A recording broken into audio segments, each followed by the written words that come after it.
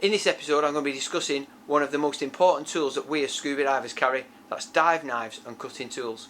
If you get this right, not only should you save some money by buying the correct pieces of equipment that you need as a diver, but you'll also know where to store them and how many to carry. Hi, I'm Andy the Northern Diver and welcome to another video in this series of scuba diving tutorials. This one is about dive knives and cutting tools. If this is your first visit to us, be sure to hit the subscribe button at the bottom. That way you've got easy access to all the other content which will help you improve your setup and technique as a scuba diver. While you're there, hit the bell button as well. That way you'll get a notification every time we post a new video, so you don't miss any of our new content. If you don't have a YouTube account, I'll post a link up here to show you how to set one up. And be sure to stick around to the end where I'll give you my top tip. So basically there's three types of dive knife or cutting tool available to us on the commercial market. So the first one being a dive knife. And if you look at the very tip of it, it's got a chisel tip right at the top there. This is so when you push it against yourself, if you slip or whatever, you're not likely to pierce through your dry suit, through your gloves or even through your skin. Look, added to that then we've got a serrated edge. That allows us, hopefully, to cut through a rope. Cut from the hand first. So the dive knife, then chisel tip, serrated edge. It's got a blade edge on the other side, and it also has a little hook. You can just see that there. That's like a line cutting tool. So it also comes with a sheath. Okay, it clips in. You hear that click. Okay. Underneath then you can see it's got this little attachment underneath that allows you to either thread your belt through, put a couple of straps so you can wear it around your leg, and there's a couple of holes there so you can fasten it into your BCD.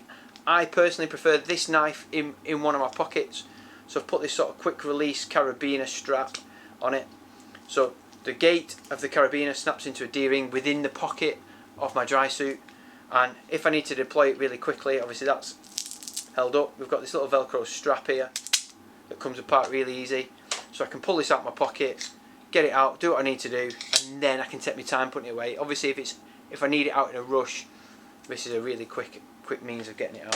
What I'm not going to be carrying is a big murder weapon, because I've no really safe place to stow that, whether it be on my inflator hose or in one of my pockets, because it's got this proper tip. I'm not even going to try and touch my hand because I'll probably go straight through. Oh, like that. It's supposed to be funny. So next then we've got the line cutter. I wear these on my shoulder straps here. Yeah, they've got velcro attachments, so they're held in place by these little pouches that are zip tied onto my straps, and you just deploy them very easily like that. You put your thumb through the loop, gives you a nice secure hold, and you get the line and just drag it over. So you can see the two little guides either side, left and right there. You just sort of thread that through the string and pull it through, and it's dead easy for cutting that. But for me, them being there, wherever my arms are, my hands can reach them extremely easy with just a bend from the elbow. Last but not least, we've got the net shears. So if you look at them closely, yeah, you can see they've got a nice blunt tip. I almost cut my head off there, Luke. Cut my beard. Right, so these are great for nets obviously, but if you did come across a casualty and you had to get them out of the dry suit really easily, this is probably the safest way of cutting them out, because it's got that sort of blunt tip, so you can get it inside and sort of cut through without nicking their skin. Ideal that. So my top tip would be to carry at least 3 of any one cutting tool. That way you've always got access. Should you drop one or break one, you've always got that backup of one or the other. So if you carry 3, you're pretty much going to be safe enough, assuming you can get access to it. So access is the first thing, making sure you've got the right one. So if you're going to dive and there's going to be nets, we're net shears in with you, but making sure you can actually access that should you get trapped in whatever you get trapped in.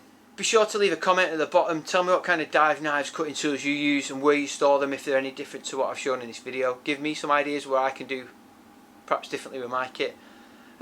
Any comments you do leave, I always get back to you. Give you a thumbs up for that. Thanks very much. Yeah, be sure to watch the rest of the videos in this series. I'll leave a link just up here for that. And thanks for watching. See you on the next one. See you on Insta.